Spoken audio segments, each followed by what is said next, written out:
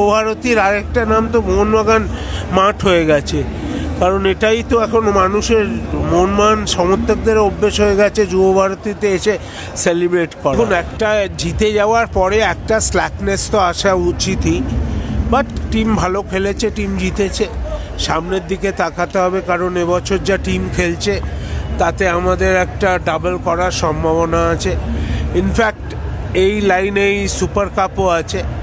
So team যদি এই রিদিমটা ধরে রাখতে পারে, যেটা খুবই ডিফিকাল্ট হয়, কারণ কন্টিনিউয়াস একটা সিজনে এতদিন ধরে একই রিদিম, বা টিমের যা পোটেনশিয়াল আছে, টিমের যা ট্যালেন্ট আছে, আমার মনে হয় না তাতে কোনো অসুবিধা হবে। আজকের এই যে একটা অন্য এনভায়রনমেন্ট তৈরি হয়েছে যুবভারতী ক্রীড়াঙ্গনে, এত দর্শক, আপনি কিভাবে একান্ত অনুভব করলেন? এটা তো এখন রেগুলার হ্যাবিট হয়ে গেছে। যুবভারতীর আরেকটা নাম তো মোহনবাগান মাঠ হয়ে গেছে, কারণ এটাই তো এখন মানুষের মনমান সমর্থকদের অভ্যেস হয়ে গেছে যুবভারতীতে এসে সেলিব্রেট করা। সো যতদিন ভালো সময় যায় খুবই ভালো। এদিকে মোহনবাগান লিগ শুরু চলছে, অপরদিকে ইস্ট বেঙ্গলের ম্যাচ ছিল, তারা 4-0 বলে পরাজিত। দেখুন, সেটা নিয়ে আমরা আজকে আমাদের সেলিব্রেশন নিয়ে কথা বলতে চাই। খালি আমরা এত পয়েন্টে তো রেফারির বদন্যতায় জিতিনি, আবার সেই এক কথা বলবো, নিজেদের ঘর না সামলে অন্যের ঘর এর আনন্দে দুঃখ পাওয়ার দরকার নেই, নিজেদের ঘরটা সামলাতে আগে সামলানো উচিত। সাম্প্রতিককালে পারফরমেন্সের ভিত্তিতে এই টিমটাকে মোহনবাগানের সাম্প্রতিক যে টিম কীরকম পজিশনে রাখবেন? দেখুন, মোহনবাগানে আইএসএলে আপনি বলতে পারেন এটাই শ্রেষ্ঠ টিম, কিন্তু মোহনবাগানের প্রচুর ইতিহাস আছে, প্রচুর ভালো ভালো টুর্নামেন্ট জিতেছে এবং প্রচুর ভালো ভালো প্লেয়ার খেলে গেছে। সো সেই অর্থে মোহনবাগানের কোনটা বেস্ট দল বলা খুবই কঠিন, তবে আইএসএলে এই টিমটা সব থেকে বেশি ট্যালেন্টেড এবং সব থেকে বেশি পোটেনশিয়াল এই টিমটার আমার মনে হয়।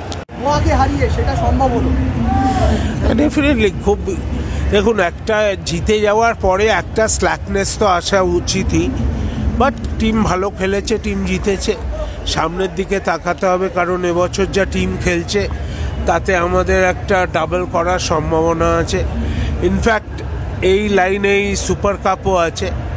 সো টিম যদি এই রিদিমটা ধরে রাখতে পারে, যেটা খুবই ডিফিকাল্ট হয়, কারণ কন্টিনিউয়াস একটা সিজনে এতদিন ধরে একই রিদিম, বা টিমের যা পোটেনশিয়াল আছে, টিমের যা ট্যালেন্ট আছে, আমার মনে হয় না তাতে কোনো অসুবিধা হবে। যুবভারতী মাতালো মোহনবাগান, লিগের শেষ ম্যাচেও জয় মনবীরদের। লিগ শিল্ড জেতা হয়েছে, নিশ্চিত হয়েছে সুপার সিক্সও।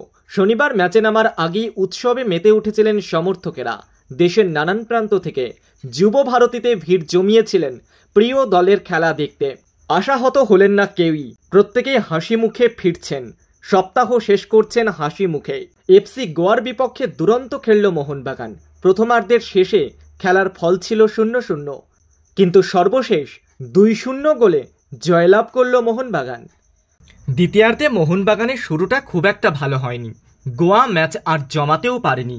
গোয়ার আক্রমণ যেন কিছুটা কমে যায়, তবে বরিসের শিশুসুলভ যেন আরও ডোবালো গোয়াকে। গোয়ার গোলকিপার বল ধরতে ডান দিকে সরে এসেছিলেন, আর এদিকে বরিসের হেড নিজেদের জালেই জড়িয়ে যায়। ওই গোলটা যেন মনোবল দুমড়ে দিয়ে যায় গোয়ার।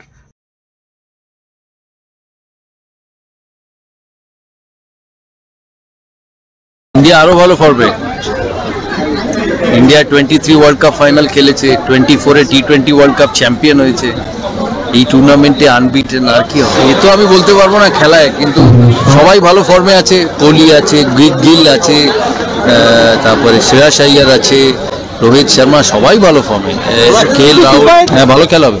নিউজিল্যান্ডে ব্যাটিং ভালো, ইন্ডিয়ার বোলিংও তো ভালো, না কিচ্ছু হবে। কালকে খেলা, কালকে যে কেউ জিততে পারে, যে কেউ হারতে পারে, কিন্তু ইন্ডিয়া ভালো টিম, হ্যাঁ ভালো ফর্মে আছে। কে বললো ফর্মে নেই? এইটাই কি মানে ঠিকঠাক সময় অবসর নেওয়ার? না না, কেন অবসর নেবে? কি এই তো ওয়ার্ল্ড কাপ জিতলো, এই তো 6 মাস আগে ওয়েস্ট ইন্ডিজে ওয়ার্ল্ড কাপ জিতলো, কেন অবসর নেবে?